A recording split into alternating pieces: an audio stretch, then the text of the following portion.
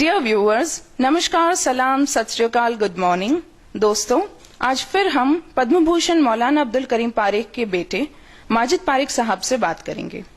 Sir, पवित्र ग्रंथों में डेफिनेशन ऑफ रिलीजन यानी धर्म की परिभाषा क्या मिलती है? बहुत अच्छा सवाल है ये।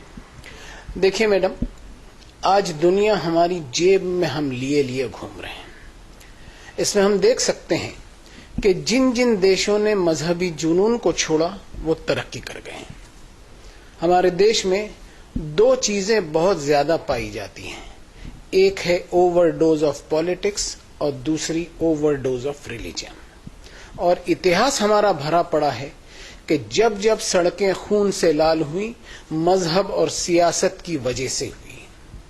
हम भारत की सैर कर लें, ईस्ट से वेस्ट तक, नॉर्थ से साउथ तक, ज्यादातर हमारी मस्जिदें, दरगाहें, मठ, मंदिर, गुरुद्वारे एनक्रोचमेंट और अतिक्रमण पर मिलेंगे।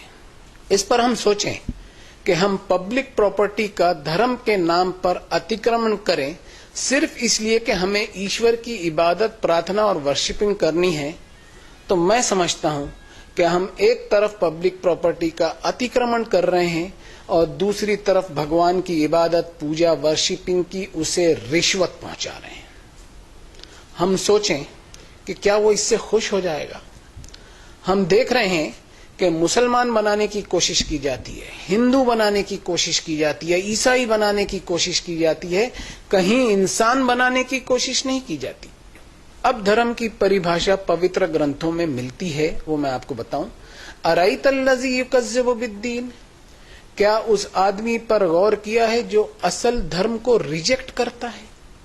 फज़ालिकल्लज़ी यदउल यतीम, ये वही हो सकता है जो किसी यतीम, अनाथ, बेसहारा और वंचित की भलाई की जिम्मेदारी से अपने आप को दूर रखता है।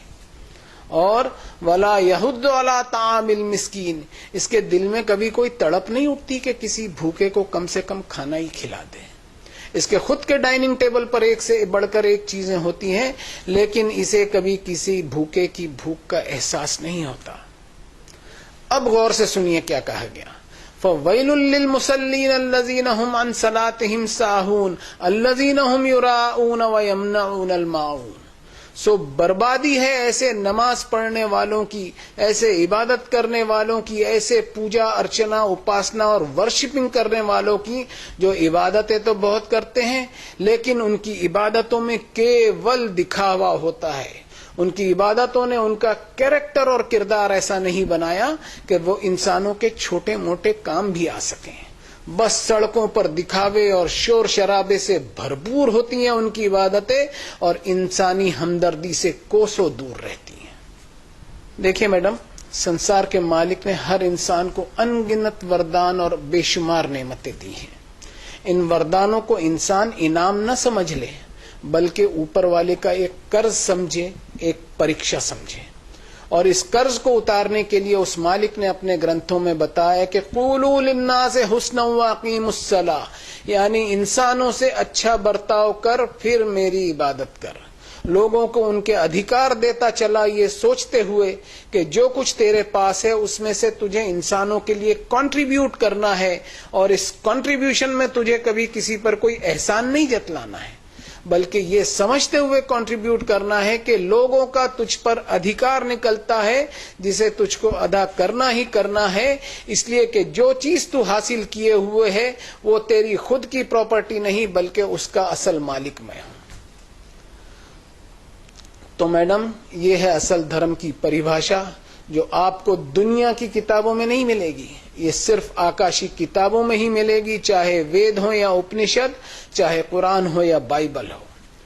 प्रोपेगेंडा ऑफ रिलीजियोसिटी, यानी अपने आप को धार्मिक बताने की एक होड़ लगी हुई है कि किसी स्टाइल या कलर के कपड़े पहन ले या कोई रूप धारण कर ले या कोई हुलिया बना ले।